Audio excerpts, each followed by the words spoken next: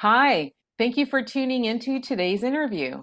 I'm Carolina Quesada with the Nonprofit Partnership, welcoming you to another interview in our series, Our Stories, Our Time. And I'm really excited about this interview today because I get to re-engage with one of my colleagues. So really excited to introduce him to you in just a second. Um, but do want to let you know that in this series, we interview nonprofit leaders to understand how organizations are navigating through these current times. We like to learn more about their wins, their challenges, and really importantly, too, more about the people, oftentimes behind the name, the people leading the organizations, the people leading the programs, the people really driving a lot of the vision and the work in the community. So before I introduce today's guest, the nonprofit partnership wishes to thank the Port of Long Beach for their generous support of this series. So, with that, please let me introduce David McGill-Soriano, who is the founder and executive director of Books and Buckets. Welcome, David. Thank you, Carolina.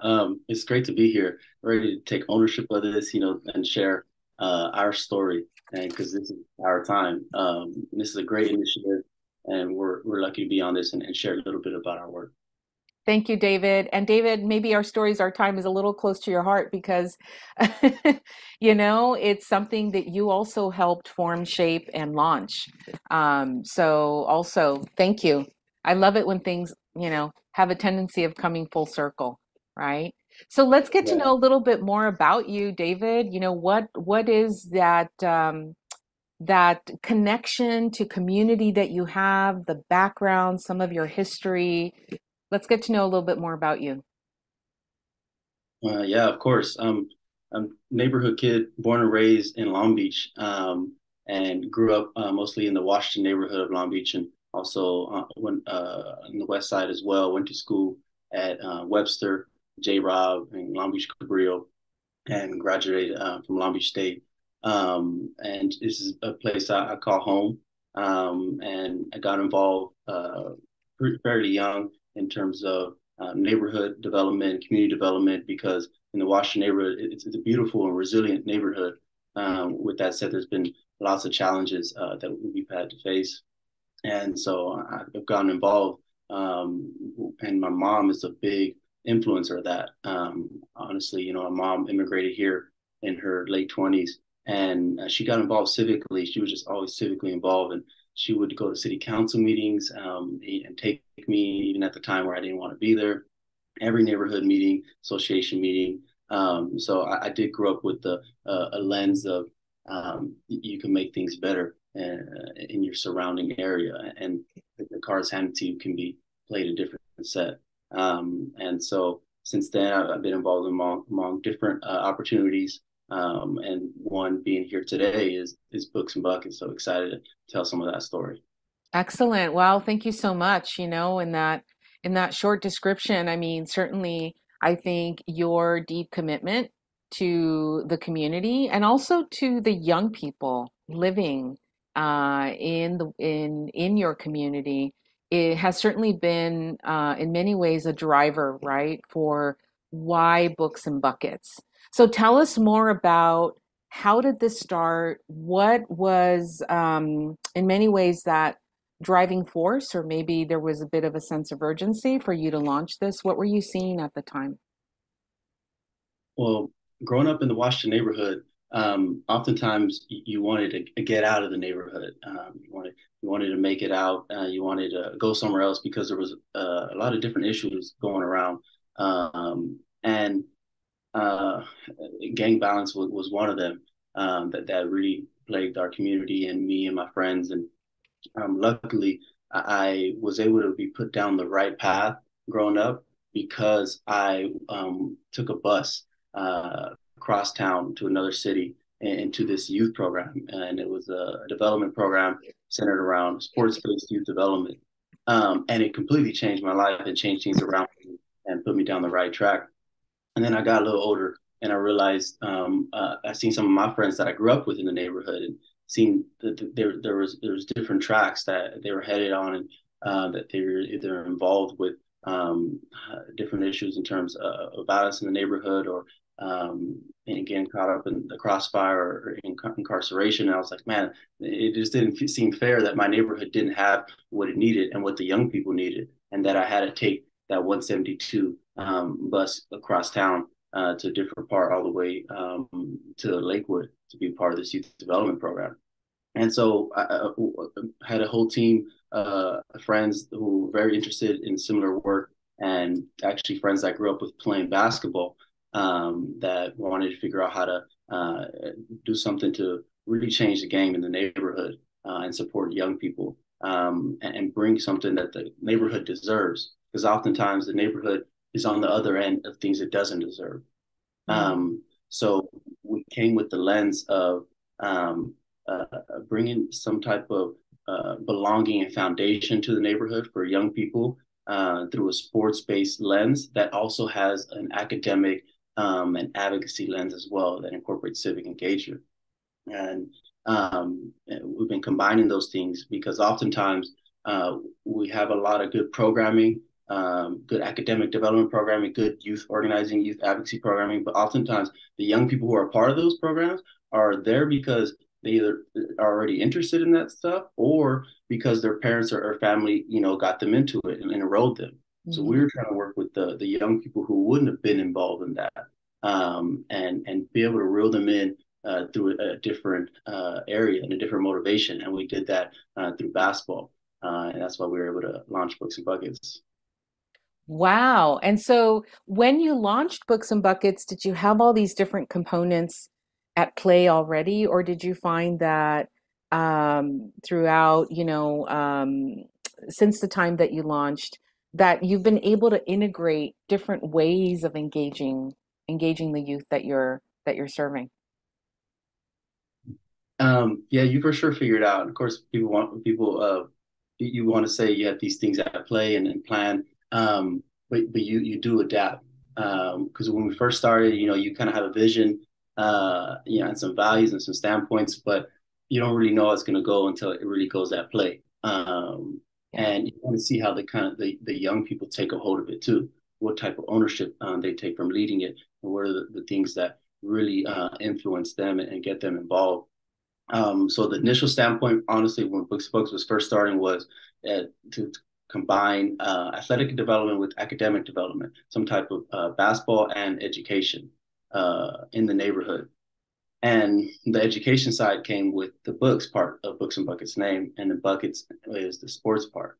Um, and the books part was on academic development and also on the things going on in the neighborhood. And as we got deeper into some of the discussions when we started up, we focused on a lot of the issues that were on the minds of young people, which often was gang and gun violence in the neighborhood, concentrated disadvantage, different traumas that they're dealing with from the neighborhood. And so we got more and more deeper into the systems change piece, and something where young people can kind of think about what's going on in the neighborhood and have an agency shift of this just the neighborhood is, and that's how it is. That's how it's always going to be, and I'm just trying to get out of here. To actually, it doesn't have to always be this way, and it's actually you have ownership and power to make it different. Make it what you want to make it. Hmm. That's really powerful what you're saying there, because you're at that nexus where a lot of things are coming together, and maybe that is showing up for them in an experience that is fun, engaging. They're meeting other youth, they're interacting maybe at a different level, and they're getting help from adults, right? I mean, I think the adult component, or maybe the peer component, is important for the work that you're doing too.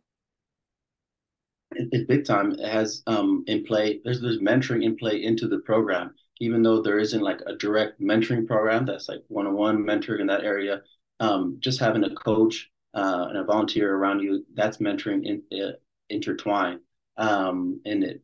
And what's interesting is we started right in the midst of the pandemic. We officially started Hmm. in the midst of the pandemic in Hmm. 2021, and at that time there was a big call and request for young people to get back outside and to get back with other youth and other people and to socialize. So we were able to kind of fill that gap and be there for these young people and when at a time where they just felt so separated from everything that was going on. Wow, David. As a result of that, I mean, there's been, I think, a lot of feedback that you've gotten from the youth that you're serving. And you serve, youth of, boys, girls, you serve any youth coming to you, right? Yeah, we focus on local youth from the neighborhood and surrounding neighborhoods, and our age range is 11 to 18. Okay. So it's middle school and high school youth. It's open to boys and girls and all young people in that age range. And we are predominantly there's it's about 80% boys, Hmm. 20% girls. Hmm. And then we are predominantly Black and Latino young men serving, and it's about 70% young Latino, and then about 30% Black. And it's actually the demographics of the neighborhood because we're serving the neighborhood, and that's how the neighborhood demographics look like too. And we try to focus on our local youth Hmm. because there's a different feeling when it's a young person walking to the program, their local neighborhood program, when it's your neighbors are involved in it and they're sustaining it, when it's your parent knows some of the coaches because they grew up in the area. And there's also a different component of like collective efficacy of everyone kind of taking part of like this place-based neighborhood revitalization work. And it goes beyond the programming too, because even when the programming is not going, you might run into one of the coaches, one of the volunteers, one of your teammates, because they're a part of your community. They're part of your social network. And so it's bigger than just that program, that organization. It's really intertwined in the culture of the community. That's amazing. It's amazing how, as I'm hearing you describe this, you are putting yourself in the space of the youth who live there. You're putting yourself in those shoes, like as they are walking maybe like down the street, they're going to their program, or as you're thinking about as a young person, hey, today I'm going to go to the basketball session, or today, we've got tutoring. How, you really look forward to that, and it's in your community, it's in your neighborhood. And maybe a lot of this ties back to your own experience, right, David, where you thought about what's here as a resource in the community, and also evidently what's not here. Big time. And the motivation was we didn't want to do something that was outside in. I feel like lots of times programming and services are outside in. We're coming from the outside and we're going inside to try to solve someone's problems and and save them. This programming was inside out, where it's like local leaders, local youth, uh, taking honing in on their neighborhood and what it's really about, and coming together in a space of just belonging and kinship. Um, it's sustained a different way, and there's a different level of motivation behind it, and also trust and credibility. We were a brand new organization, and any the parents and youth that had no didn't need to like trust any of the work we did. But because it was led by local people who grew up in the neighborhood, like myself, like some of our other coaches, there's a trust there, like okay, this is someone from down the street, someone I used to remember growing up, someone you can trust to be a part of, and that's a big motivation for it. And myself growing up in the Washington neighborhood, I would have loved to have something like this, honestly, and be a part of something like there wasn't, and we just had to do something that needed to be done, and so we did it. Yeah, yeah. What is some of the feedback that you're getting from the youth themselves? What do you see manifest for them? What's funny and interesting is the oftentimes you sometimes expect very like, complex feedback or complex ideas, but oftentimes the feedback from youth and community members is super simple, very simple in terms of, oh, this young person wants single rims at his basketball court. This young person just wants to be able to walk to and from home and school and be safe. And this young person just wants a place where they can hang out on the weekends because there's no community center or library that they have to right now, and there's nowhere ready to go. Um, so I would say the feedback is it's been simple in terms of it's what young people should be having and receiving in terms of they should have a community center. They should be able to go to school, walk there safe. They should be able to lead developments and improvements to the park and actually have a park where they enjoy being around.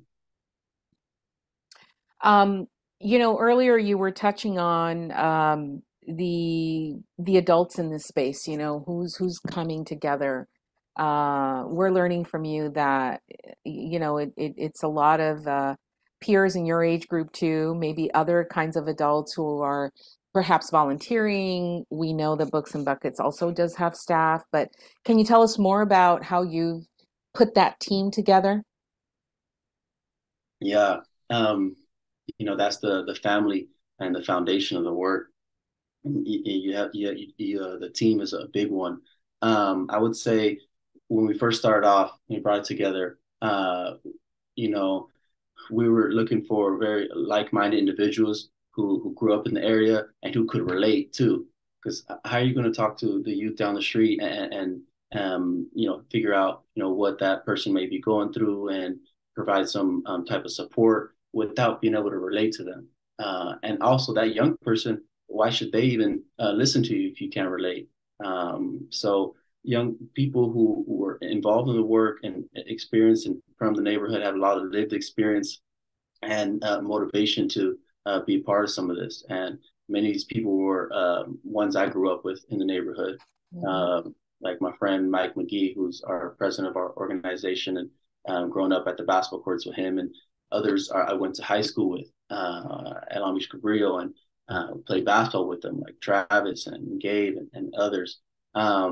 And once you kind of got things going and throwing the idea out there, people started buying in, and like-minded individuals will buy in. And when you create that team, they start getting motivated, and things start rolling and start snowballing. If you're able to really pitch a mission and pitch what it's really about and some of the culture and purpose behind it, then people are just gonna are jump on. And so we've been able to form a strong team of people and who can really relate to the youth. Hmm. Yeah. And be there to support them and be there to, um, I'm sure, pivot in programming and activities when you need to do that too, right? Keeping it nimble when you need that. For sure, especially times where you wouldn't even know if you're going to have programming because all the different restrictions and surges, Right. or there may be something a young person is dealing with, and you need to completely pivot from the programming of the day. You can't just go with the regular services or regular standardization of programming, and you got to address what's going on. And maybe you need to throw in a quick affirmation circle and healing circle because there's Mm, something a youth may be experiencing and what's going on in the community. So for sure, you got to be nimble, adaptable, just like the youth are. yeah. So, David, you are someone who's very connected in the community. You likewise work with people who also know, what resources are out there, who's doing what kind of work. How has this, helped you and really helped Books and Buckets collaborate with other organizations? Maybe there's a collaborative with like a coalition in the community. Share with us a little bit more what collaboration has looked like for Books and Buckets. It has looked like just very making that relationship, making that phone call, asking someone to hang out and to meet with from other different leaders in different organizations and different spaces. And it's just about relationships at the end of the day. And once you kind of get that relationship with the partner in the neighborhood, for example, with Habitat for Humanity, who of Greater Los Angeles, who does a neighborhood revitalization work in the Washington neighborhood, Hmm. you have the relationship with their team and what they're doing, then you can really work together and collaborate. And then the neighborhood association, and then other nonprofits around the area as well. If you can just make a phone call to someone from a different organization, you can really make things happen. And they know who you are and what you're about. Then they're willing to buy in and add some effort to it. Yeah, that's great. And we know in our city that youth serving organizations, I mean, there's many who are talking to each other around, services and ways to connect in other ways and ways to really provide more of an engaging experience, right, for young people as well. So, congratulations on that. Any lessons learned on collaborations or anything that you're looking forward to as far as, as you look at the next year or two for Books and Buckets with, the kinds of collaborations that you would like to expand? I would say something we're looking forward to is actually shifting conditions holding problems in place. When we started this work, we weren't trying to get into youth development to feel good or to look good or to say, look, like, we're doing this, we're doing that. We actually wanted young people to take a hold of some of the problems that are in place in the neighborhood and come up with solutions for it. And we didn't want to do something where we were just, the common analogy we see in terms of this is we didn't want to just mop up the water on the kitchen floor. We actually wanted to figure out how to turn off the sink so that water doesn't keep spilling to the floor. How can youth maybe figure out how to turn off that sink and build their capacity for them to lead that process? So we are looking forward to the further collaboration of the neighborhood. There's a lot more collective engagement and collective impact going on in terms of the different associations and nonprofits and coalition building. So we're really looking at action teams in the neighborhood.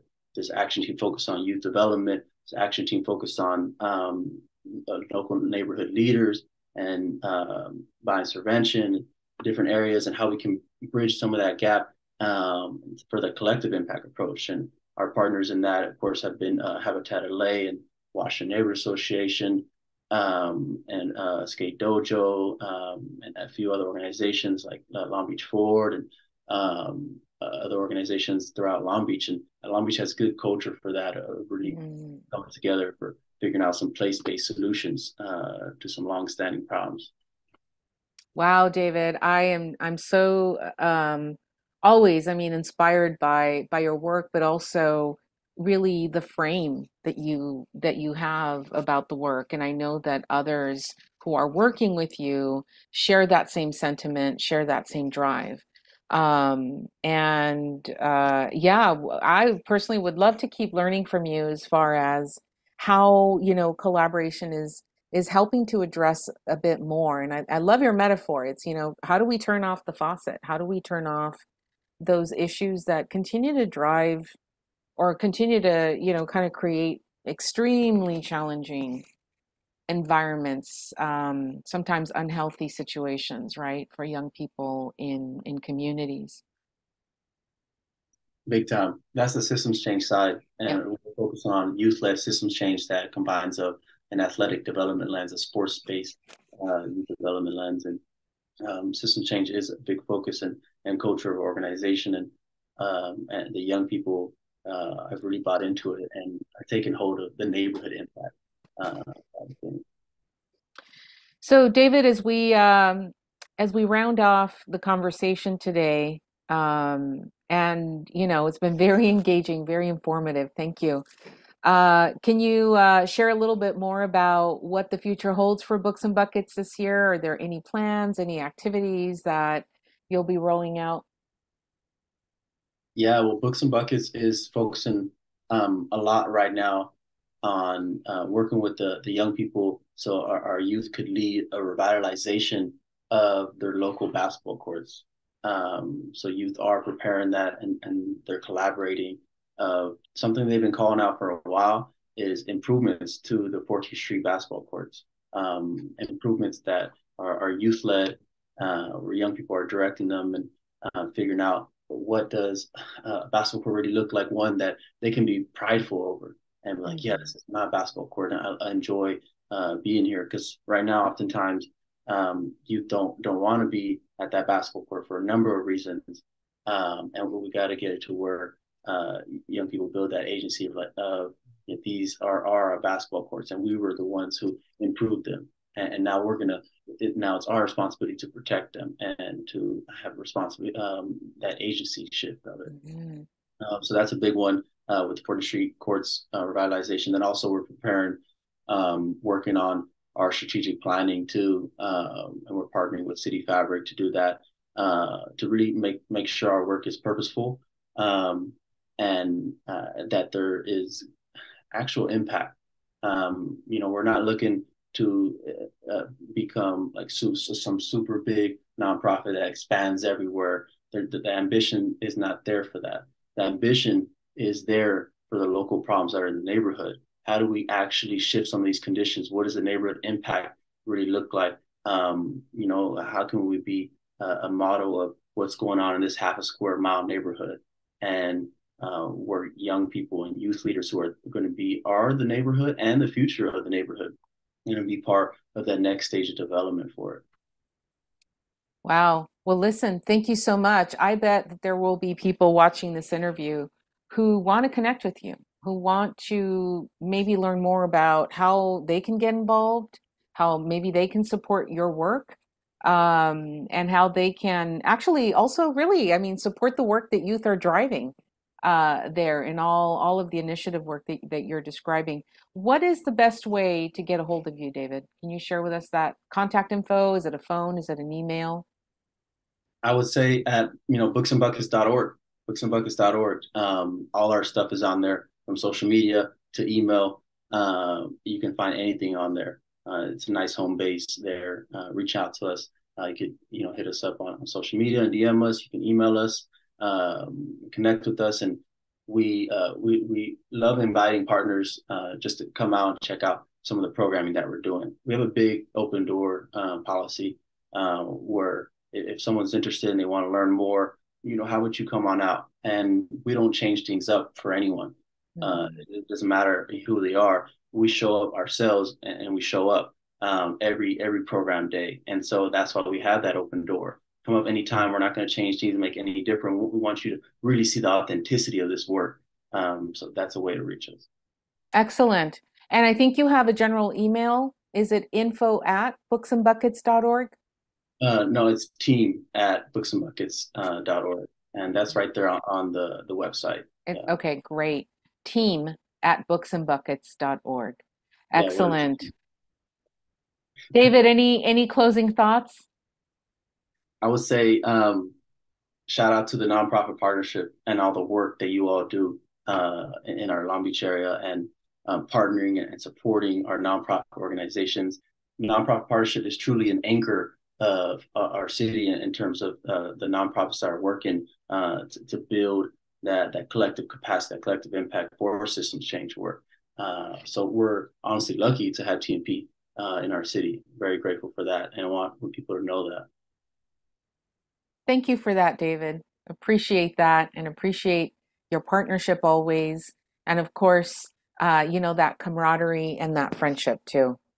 So, David, it's been a real pleasure. I know I am only even just a lot more curious about the work of Books and Buckets and will definitely be following you. So, thank you again for your time today. Of course, this was great. Thank you, Carolina.